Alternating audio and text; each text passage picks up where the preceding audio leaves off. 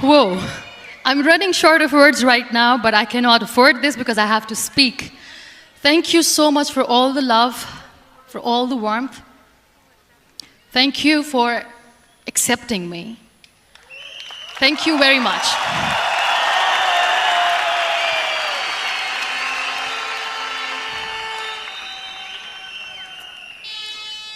Well, I always start my talk with a disclaimer.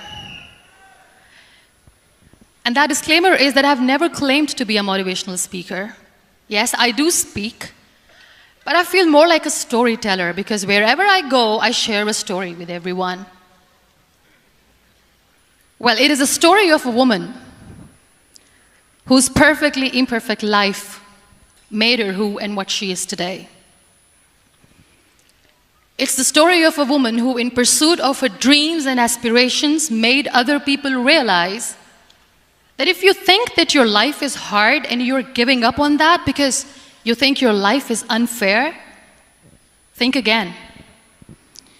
Because when you think that way, you are being unfair to your own self. It's the story of a woman who made people realize that sometimes problems are not too big. We are too small because we cannot handle them.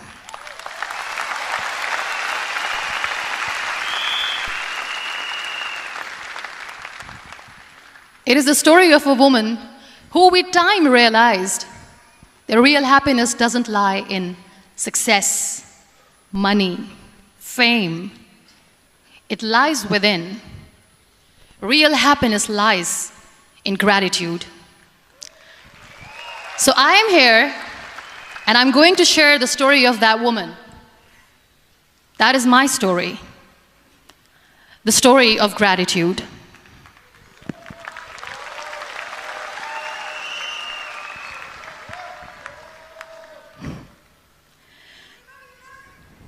I love you too. I love you all. I believe in the power of words. Many people speak before they think. But I know the value of words. The words can make you, break you, they can heal your soul, they can damage you forever. So I always try to use the positive words in my life wherever I go. They call it adversity, I call it opportunity. They call it weakness, I call it strength. They call me disabled, I call myself differently abled. They see my disability. They see my disability, I see my ability. There are some incidents that happen in your life, and those incidents are so strong that they change your DNA.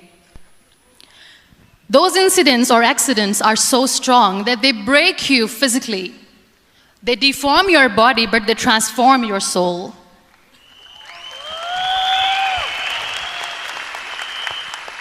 Those incidents break you, deform you, but they mold you into the best version of you. And the same thing happened to me.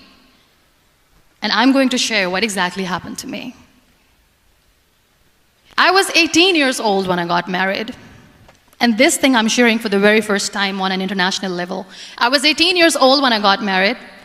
I belonged to a very conservative family, a Baloch family, where good daughters never say no to their parents.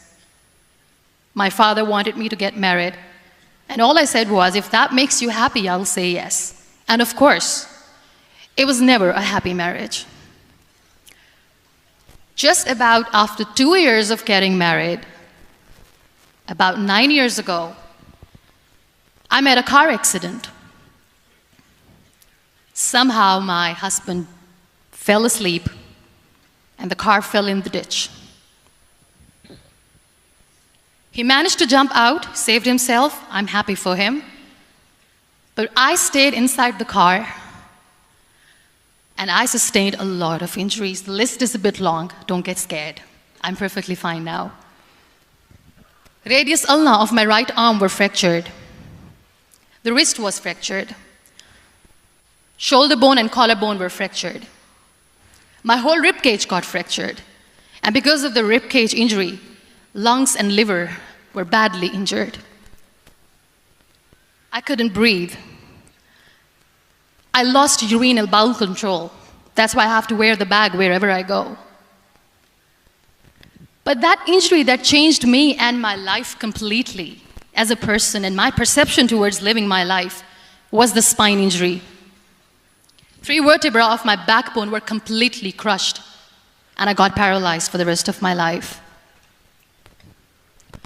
So this accident took place in a far-flung area in the outskirts of a very small province, Balochistan, where there was no first aid, no hospital, no ambulance. I was in the middle of nowhere in that toppled car. Many people came to rescue. They gave me CPR. They dragged me out of the car. And while they were dragging me out, I got the complete transection of my spinal cord. And now there was this debate going on. Should we keep it here? She's going to die. Where should we go? There is no ambulance. There was this 4-wheeler Jeep standing in the corner of the street. They said, put her in the back of the Jeep and take her to the hospital, which is 3 hours away from this place. And I still remember that bumpy ride. I was all broken. They threw me at the back of the Jeep and they rushed me to the hospital. That is where I realized that my half body was fractured and half was paralyzed.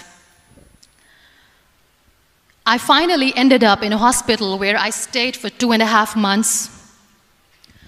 I underwent multiple surgeries. Doctors have put a lot of titanium in my arm. There's a lot of titanium at my back to fix my back. That's why people in Pakistan call me the Iron Lady of Pakistan.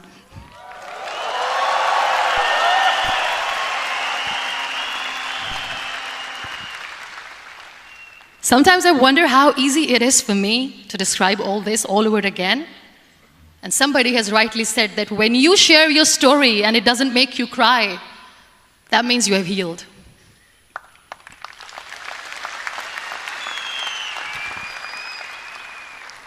Those 2.5 months in the hospital were dreadful. I will not make up stories just to inspire you. I was at the verge of despair. One day, doctor came to me and he said, well, I heard that you wanted to be an artist, but you ended up being a housewife. I have a bad news for you. You won't be able to paint again because your wrist and your arm are so deformed, you won't be able to hold a pen again. And I stayed quiet.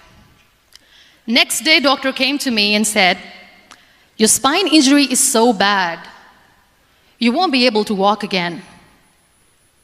I took a deep breath and I said, it's all right. The very next day, doctor came to me and said, because of your spine injury and the fixation that you have in your back, you won't be able to give birth to a child again.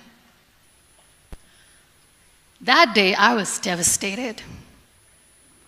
I still remember, I asked my mother, why me?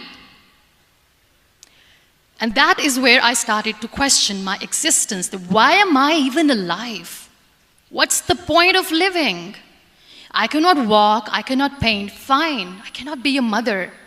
And we have this thing in our heads, being women, that we are incomplete without having children. I am going to be an incomplete woman for the rest of my life. What's the point? People are scared. They think I will get divorced. What is going to happen to me?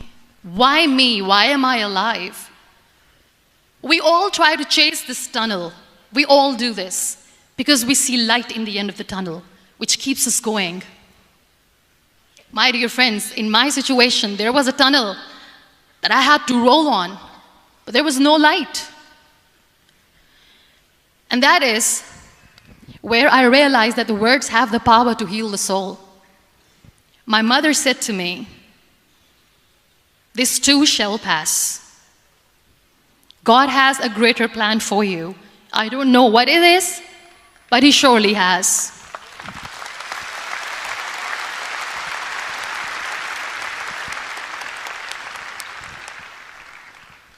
And in all that distress and grief, somehow or the other, those words were so magical that they kept me going. I was trying to put that smile on my face all the time, was hiding.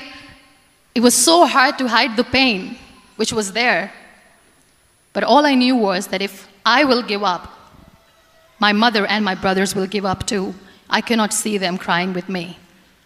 So what kept me going was, one day I asked my brothers, I know I have a deformed hand, but I'm tired of looking at these white walls in the hospital and wearing these white scrubs. I'm getting tired of this. I want to add more colors to my life. I want to do something.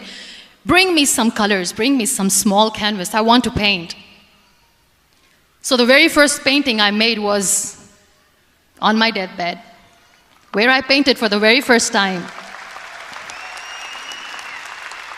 It was not just an art piece or just my passion. It was my therapy. What an amazing therapy it was. Without uttering a single word, I could paint my heart out. I could share my story. People used to come and say, what lovely painting, so much color. Nobody could see the grief in it. Only I could. So that's how I spent 2.5 months in my hospital, crying, never complaining or whining, but painting.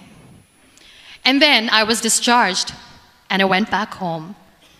And I went back home, and I realized that I have developed a lot of pressure ulcers on my back and on my hip bone. I was unable to sit. There were a lot of infections in my body, a lot of allergies. So doctors wanted me to lie down on the bed straight for not 6 months, for not 1 year, for 2 years. I was bedridden, confined in that one room, looking outside the window, listening to the birds chirping, and thinking maybe there will be a time when we'll be going out with the family and enjoying the nature. That was the time where I realized how lucky people are, but they don't realize. That is the time where I realized that the day I'm going to sit, I'm going to share this pain with everyone to make them realize how blessed they are, and they don't even consider them lucky. There are always turning points in your life. There was a rebirth day that I celebrated. After 2 years and 2.5 months, when I was able to sit on a wheelchair, that was the day when I had the rebirth. I was a completely different person. I still remember the day I sat on the wheelchair for the first time, knowing that I'm never going to leave this, knowing that I won't be able to walk for the rest of my life. I saw myself in the mirror, and I talked to myself.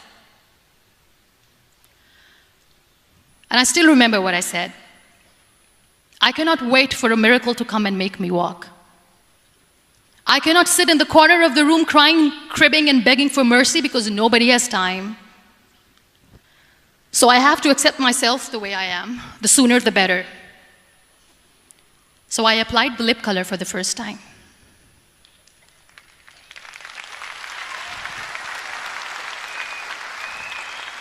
And I erased it. And I cried. And I said, what am I doing? A person on a wheelchair should not do this. What will people say? Clean it up. Put it again. This time I put it for myself. Because I wanted to feel perfect from within.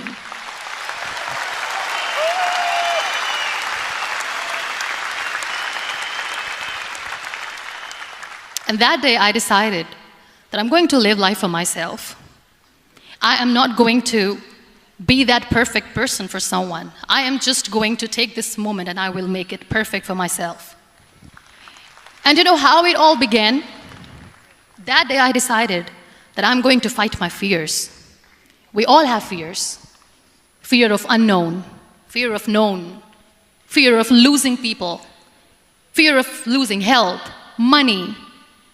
We want to excel in career, we want to become famous, we want to get money. We are scared all the time. So I wrote down one by one all those fears. And I decided that I'm going to overcome these fears one at a time. You know what was my biggest fear? Divorce. I couldn't stand this word. I was trying to cling on to this person who didn't want me anymore, but I said no. I have to make it work. But the day I decided that this is nothing but my fear,